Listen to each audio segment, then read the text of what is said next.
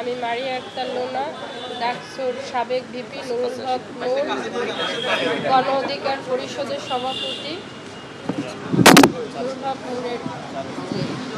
আজকে আমাকে মাননীয় প্রধান উপদেষ্টা ডেকেছিলেন নূরের শারীরিক খোঁজখবর নেওয়ার জন্য এবং সম্পর্কে জানার জন্য। তো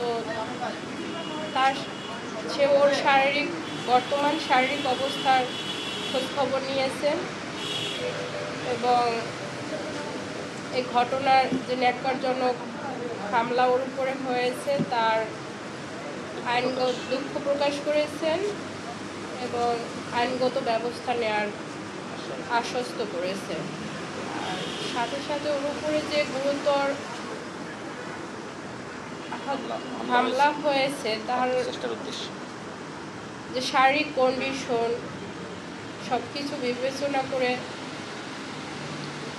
বা বিগত দিনেও যে তার উপরে আর এখন বর্তমান অবস্থা সেটার উপরে বিবেচনা করে ওকে বাহিরে উন্নত চিকিৎসার ব্যবস্থার ব্যাপারে তারা আশ্বস্ত করেছে।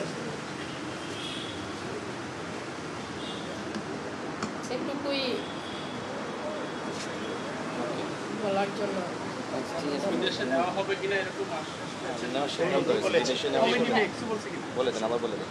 বিদেশে নেওয়ার ব্যাপারে স্পেসিফিক ডেট বা নির্ধারণ করা হয়নি, বাট বলছে যে ওর শারীরিক এখনো তো ও স্টেবল হয়নি, মানে সে যাওয়ার জন্য তো মিনিমাম একটা ওর যে শারীরিক কন্ডিশন এখনো গতকাল বিকেলেও ওর আবার মানে গতকাল দুপুর পর্যন্ত মোটামুটি একটু ছিলেন, বাট ওকে আইসিইউ থেকে এখন বেডে স্থানান্তর হয়েছে ওর মেনলি ক্রাউড ম্যানেজমেন্টের জন্য। যখন আইসিইউতে ছিল অনেক মানে যেহেতু একজন জাতীয় পর্যায়ের একটা পরিচিত মুখ সবাই দেখার জন্য ভিড় করছে, সো জায়গায় তো আরও অনেক রুগী আছে, তো তাদের সেফটির ব্যাপারটা মাথায় রেখে ওকে কেবিনে করা হয়েছে ওই জায়গায় ট্রিটমেন্টের জন্য। ও কালকে দুপুর পর্যন্ত মোটামুটি ছিল, বাট বিকেল থেকে ওর আবার ব্লিডিংটা শুরু হয় নাক থেকে,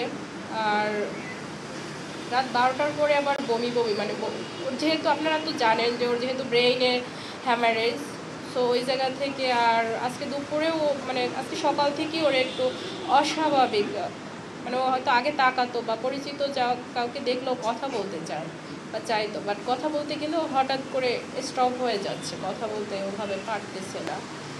সো এই জিনিসগুলো বিবেচনা করে শারীরিক অবস্থা দেখে তারা উদ্যোগ নেবে। এখন ওর শারীরিক অবস্থা স্টেবল যার কারণে